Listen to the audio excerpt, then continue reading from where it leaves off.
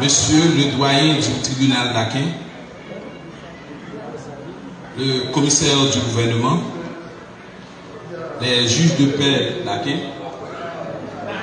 le directeur de la DINEPA, le directeur de l'immigration,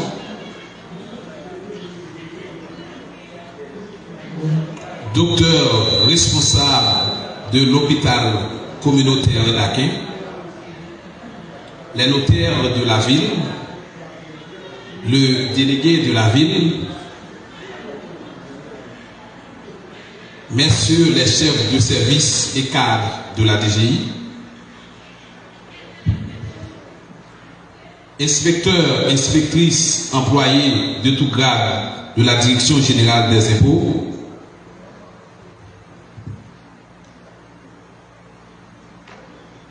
chers invités, c'est devenu une habitude de s'assembler en tant que membre de même famille à la date du 6 juin pour commémorer le jour de création de notre institution que nous considérons comme mère nourricière, la Direction générale des impôts, ci-devant Administration générale des contributions qui aujourd'hui atteint les 101 ans.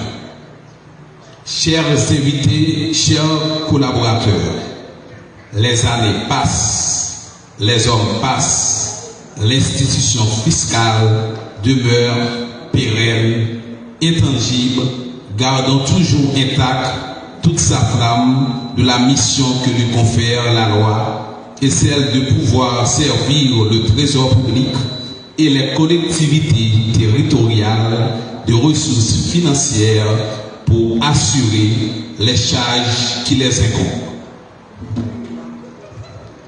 Je veux en cette journée de grande célébration rendre hommage à cette importante institution qui, après avoir atteint son centenaire l'année dernière, continue à servir l'État malgré les vicissitudes de la vie en collectant des droits, taxes et impôts pour permettre aux autorités de répondre aux besoins de la population. Je veux également rendre hommage au travail et au sens du service des cadres de la Direction générale des impôts qui ont donné et continuent encore à donner toutes leurs énergies pour mener à bon port la barque de cette grande institution si importante dans la vie des Haïtiens. Notre mission, mes chers collaborateurs, c'est de faire en sorte que les lois fiscales soient appliquées de manière équitable afin de préserver la confiance de nos contribuables. Notre mission, c'est de faire respecter une éthique républicaine, une éthique du service public. Notre mission, c'est le contrôle rigoureux et méticuleux sur pièces. C'est d'abord une exigence morale, un acte civique. Chers collaborateurs, nous vivons dans un pays où les besoins sont toujours plus grands que les ressources. Un pays, il y a trop de détresse, de souffrance à soulager, trop d'injustice à réparer, trop d'inégalités à corriger pour que seul centime soit négligé. Il nous faut dans nos démarches partir à la recherche de tous ceux qui exercent une activité commerciale ou professionnelle qui ne déclarent pas à l'administration fiscale. Il nous faut également appliquer la loi contre les redevables légaux qui refusent de verser à la Direction générale des impôts des retenues à la source pratiquées sur leur salaire dans le délai prévu par la loi. Ainsi, TCA, taxe sur les chiffres d'affaires. Cela permettra non seulement d'augmenter les recettes de l'État, mais également d'atteindre les prévisions qui nous sont assignées. Chers collaborateurs, chers contribuables, le centre des Polaquins fait face à un peu de difficultés.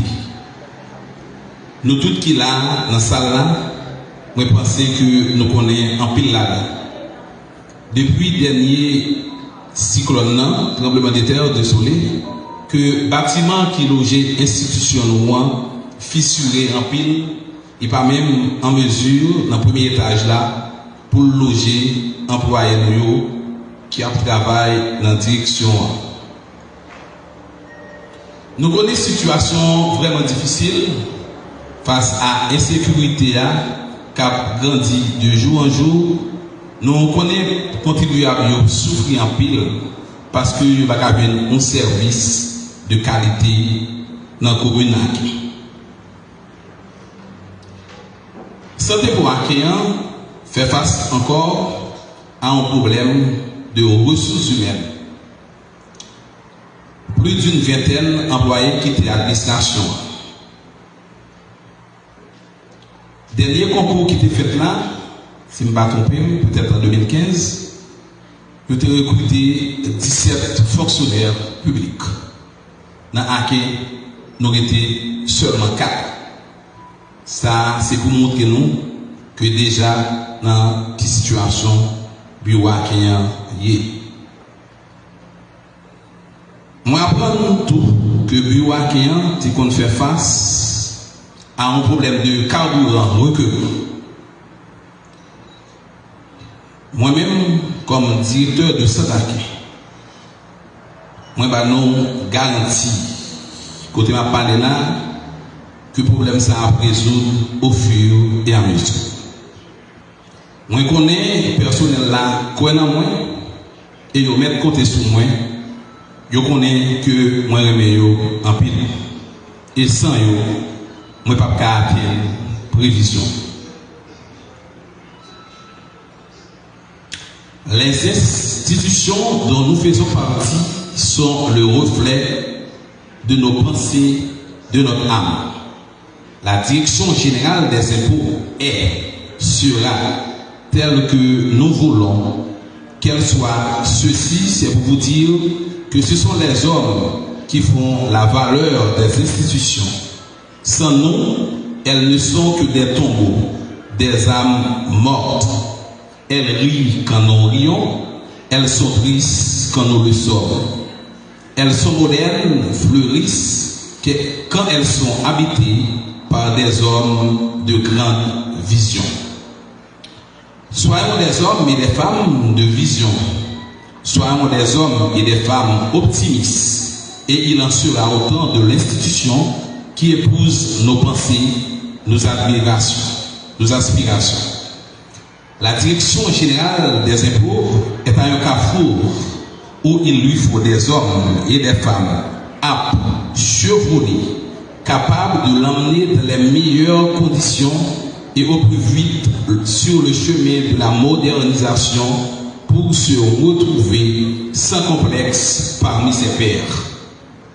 C'est pourquoi il est important pour nos cadres ici de se former sans cesse, d'être en face avec l'évolution technologique qui accorde les administrations fiscales de l'hémisphère.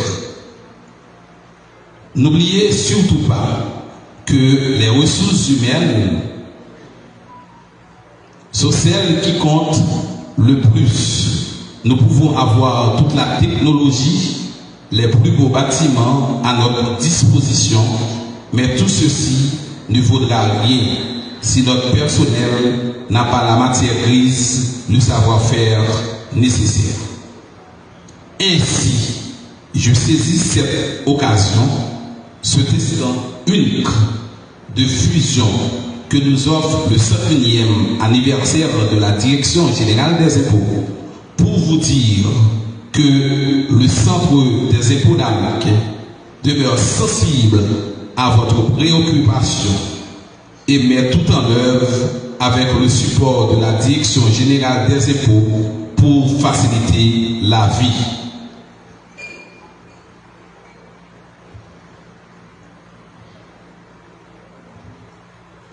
Nous sollicitons de vous plus de courtoisie, de probité dans vos rapports avec les contribuables qui sacrifient chaque jour, malgré la situation sécuritaire, précaire, difficile du pays, pour financer le budget de la République.